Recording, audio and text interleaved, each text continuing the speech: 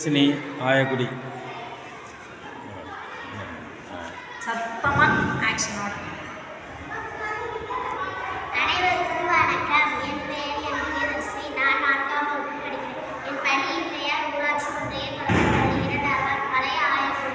அன்பிற்குரியவர்களுக்கு வணக்கம். நான் இப்பொழுது கதை கூற வந்துள்ளேன். ஒரு ஊரில் புகழ்பெற்ற சிற்பி ஒருவர் வாழ்ந்து வந்தார். அவர் ஒரு நாள் ஒரு அழகான சிலை செய்யலாம்னு நினைச்சார். அப்புறம் ஒரு பெரிய கல் எடுத்து தன்னோட உளியால அடிக்க ஆரம்பிச்சு. அது ஒரு சில அடியிலேயே 2ஆக பிளந்து விட்டது.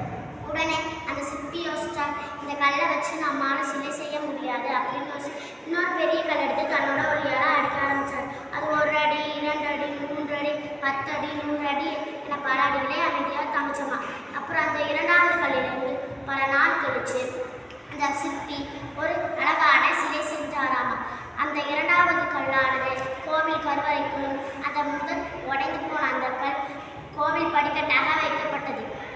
மக்கள் எல்லாரும் படிக்கட்டு மீது ஏறி கோவில் கருவறைக்குள் தெய்வ சிலையை அழைத்து செல்கிறார்கள். இதை பார்த்த படிக்கட்டான அந்த கல் சிலை தெய்வ சிலையை பார்த்து சொன்னது, நானும் ஒரே இடத்தில் தானே வந்தோம், ஆனால் உன்னை மட்டும் எல்லாரும் படைத்து செல்கிறார்கள், என்னை காலால் சொல்கிறேன் ஏன் அப்படின்னு கேட்டுச்சு.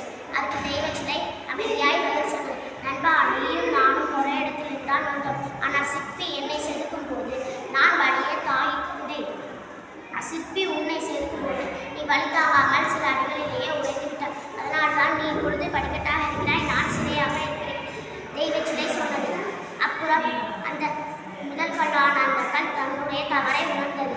இதற்கு நாம் தெரிந்து கொள்வது என்னவென்றால், வலியையும் சிரமத்தையும் பொறுமையாக தாங்குபவர்கள் தான் வாழ்க்கையில் உயர்ந்த இடத்தை அடைய முடியும். இளைஞர்களாகிய நாமும் நமக்குள் இருக்கும் திறன்களை கண்டுபிடித்து அதை வெளியேற்றுவதற்கு எல்லா வகையான முயற்சியும் இருக்க வேண்டும். அதற்கிடையில் எவ்வளவு தடைகள் வந்தாலும் விடாமுயற்சியோடு பயிற்சியும் செய்தால் நமது திறன் ஒரு நாள் மேடை ஏறும்.